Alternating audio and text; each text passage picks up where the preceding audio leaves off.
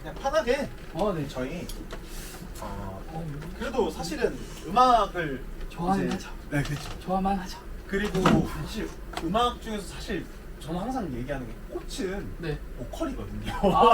이게 제가 선생님 그 이탈리아 음악 감독 중에 엔니오 모리코네라고 아, 네네네네, 그 사람이 모리코네. 저는 그분이 보통 악기나 이렇게 교양을 이렇게 네네. 하는데 그분도 방금 같은 얘기 하셔서 제가 약간 좀 생각이 좀 바뀌었거든요. 네네. 어차피 사람이 내는 소리는 한계가 있지 않나라고 했는데 정반대로 얘기를 네. 하시더라고요. 내가 보컬을 그렇게 받아들이면 안 되는구나. 그래서 약간 그 생각을 했었어요. 항상 이제 레슨생분들한테도 이제 얘기를 많이 하는 게 네. 학교하거나 이렇게 진행할 때도 네. 항상 꽃은 보컬이에요. 그러니까 이게 뭐 당연히 음악을 조금 이렇게 좋아하시고 네. 그런 분들은 조금 더 이제 유사 깊게 다른 악기들에 대해서 더 들어주잖아요. 맞아요. 그러니까 더 디테일하게 뭔가 다른 악기도 들어보고 얘는 이렇게 연주하는구나. 근데 대부분은 그렇지 않아요. 주변 이제 분들 생각을 한번 해보세요. 대부분은 그렇지 않아요. 네, 맞아요. 노래 들으려고 음악 듣지 음악 맞아요. 들으려고 노래를 듣진 맞아요. 않아요. 음악을 듣는 경우는 많지 않죠. 그렇죠. 네. 보통은 노래를 듣는단 말이죠. 근데 네. 뭐 왜냐면 이제 음악 좋아하시고 작곡에도 관심 있고 이러시니까 이제 다른 쪽에 더 들어주시는 거지 네. 대부분은 그렇지 않아요. 제가 좀 잘못 생각하고 있는데. 그렇죠. 근데 이제 노래가 다른 악기들에 비해서 쉬운 부분이 있고 네. 어려운 부분이 있어요. 네. 뭘까요? 뭐 차이점이 뭐가 있을까요?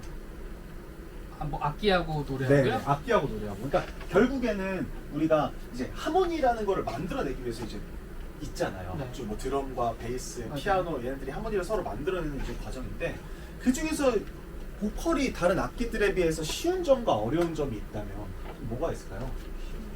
네. 그냥 본인 음색대로 바로 표현할 수 있다는 그쵸. 솔로잉도 가능하고 제가 항상 느끼는 게 피아노 좋아하는 게 네.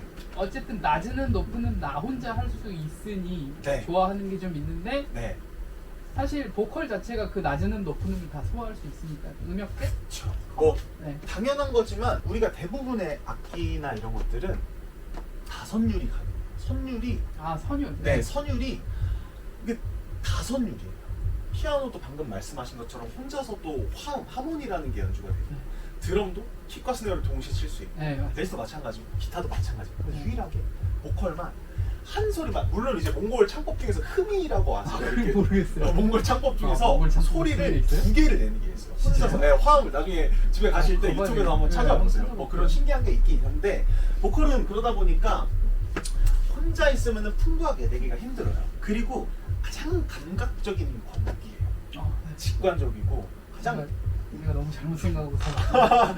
가장 운동 같다고 보시면 돼요. 그래요? 그러니까 저는 이런 얘기를 많이 해요. 요즘에 이제 보컬적으로 이제 이론이 굉장히 많잖아요. 유튜브에 맞아요. 되게 찾아보면 되게 많잖아요. 근데 노래를 잘하는 사람들은 이론으로 만들어지지 않는다고 저는 이야기를 많이 하거든요. 특히 입시생들 같은 경우에는. 네. 그러니까 취미반 분들은 기초부터 우리가 시작을 할 때는 당연히 이론적인 것들을 알게 되고 그 다음에 그거를 접목을 시키는 형태를 가지만 더 고차원적인 실력을 가지게 되는 게 저는 항상 레슨에서의 목표예요.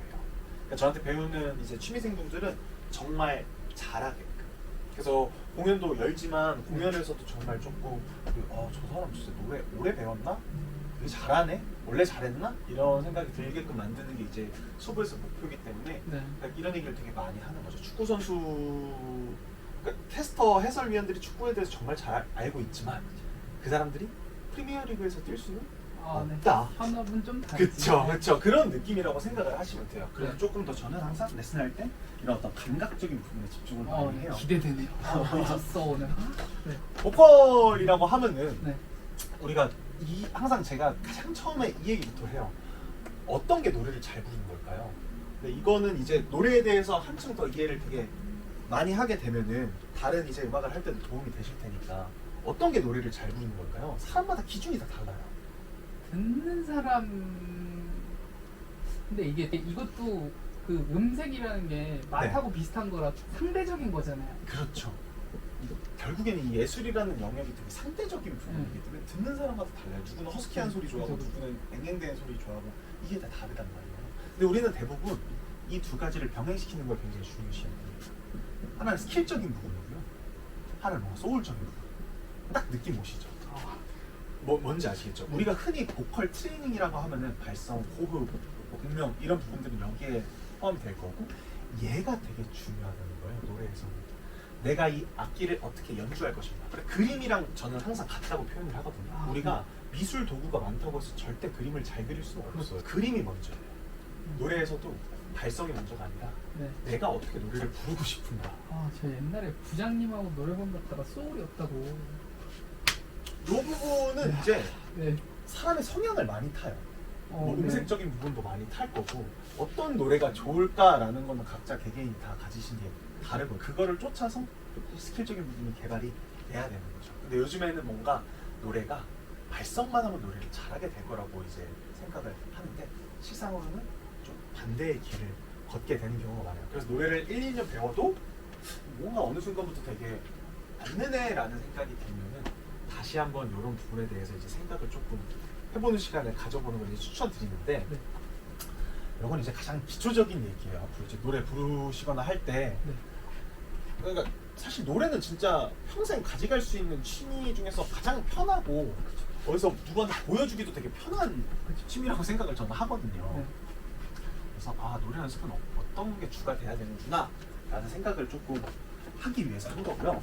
우리 한번 소리 한번 내볼까요?